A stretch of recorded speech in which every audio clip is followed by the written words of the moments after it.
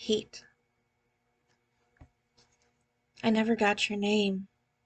The man's breath was quickening. Sensually, she ran her finger across his lips.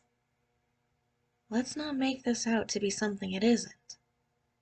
Her voice became throaty. This isn't love. This is hunger.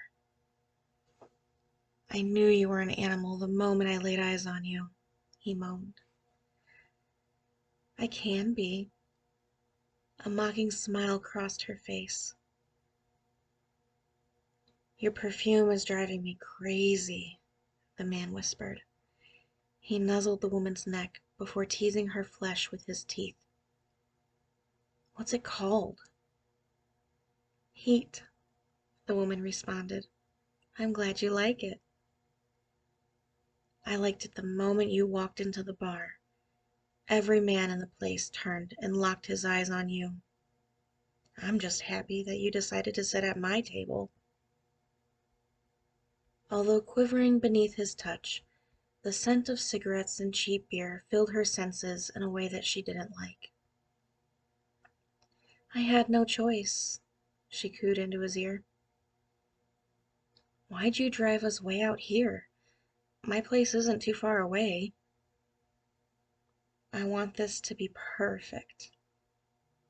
She motioned through the passenger side window toward the forest preserve. You're serious, he said, almost whining.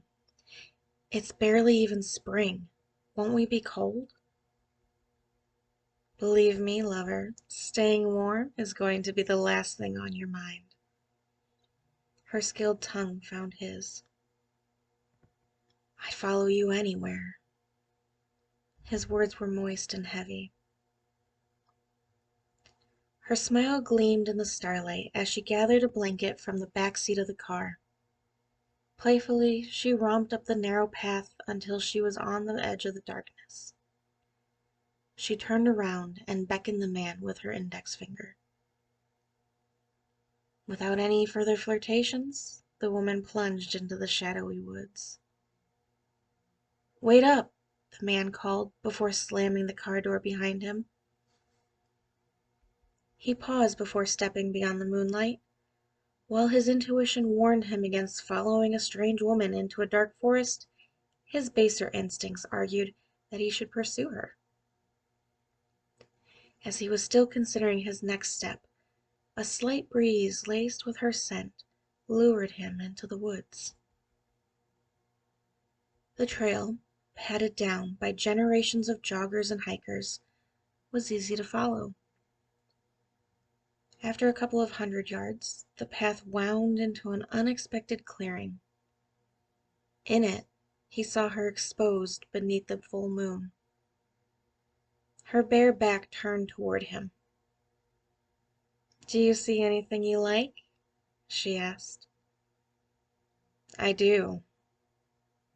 The third voice confused the man. The attack happened more quickly than his body could react to it. Still heartbeats away from painless shock, he watched as clawed hands relieved him of his bowels.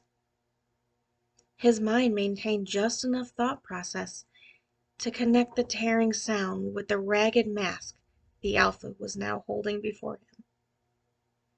For the briefest of moments, the victim recognized his own severed face. You've done well for the pack, the Alpha said as he approached the she-wolf. Closing his eyes, he inhaled his mate's breeding scent. Behind him, wolflings splashed in the dead man's remains. Now, go bring us more.